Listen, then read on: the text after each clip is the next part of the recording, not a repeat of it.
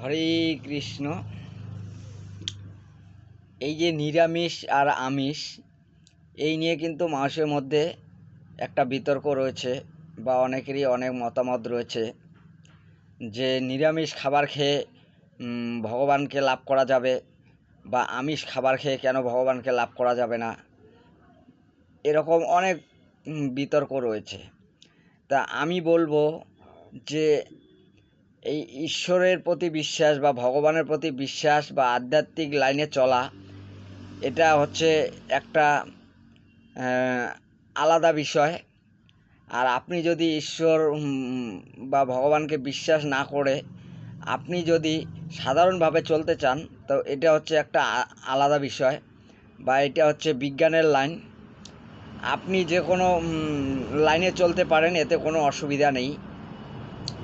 আর চাইলে এটা সম্ভব না যে সবাই একবারে নিরামিষ খাবে বা সবাই ধর্মের পথে চলবে, এরকমটাও কিন্তু সম্ভব না। কারণ আপনি যদি নিরামিষ খান, তাহলে আপনার সেটা শরীরের পক্ষে সইতেও পারে, আবার নাও সইতে পারে। আবার অনেকে আছে যে উনি যদি আমিষ খাবার খায় তাহলে ওনার শরীর স্বাস্থ্য ভালো থাকবে, বা উনি যদি নিরামিষ খাবার খায় তাহলে ওনার শরীর স্বাস্থ্য কিন্তু খারাপ হবে। এরকমও অনেক ব্যক্তি রয়েছে যে তারা আমিষ খাবার খেতে পারে না, তারা নিরামিষ খাবার খায়, বা তারা নিরামিষ খেতে পারে না, তারা আমিষ খাবার খায়। এরকম কিন্তু অনেক ব্যক্তি আছে। তাই একবারে চাইলে কখনোই সম্ভব না যে সবাই একবারে নিরামিষ হবে, বা এটাও সম্ভব না যে সবাই একবারে আমিষ খাবার খাবে। তাই এখানে বুঝতে হবে যে কিছু ব্যক্তি যদি ধর্মের পথে থাকে, কিছু ব্যক্তি অধর্মের পথে থাকবে, বা কিছু ব্যক্তি যদি আমিষ খাবার খায়, কিছু ব্যক্তি নিরামিষ খাবার খাবে। এটাই হচ্ছে একটা সামাজিক নিয়ম, বা এটাই কিন্তু পরিবেশের একটা নিয়ম।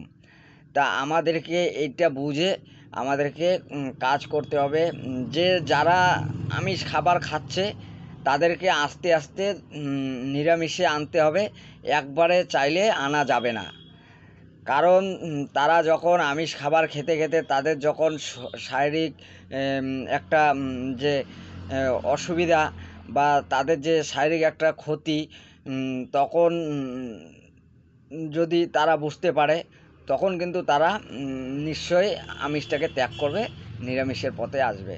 তা হরে কৃষ্ণ। আমার কথা যদি কোনো ভুল ত্রুটি হয় ক্ষমা করবেন।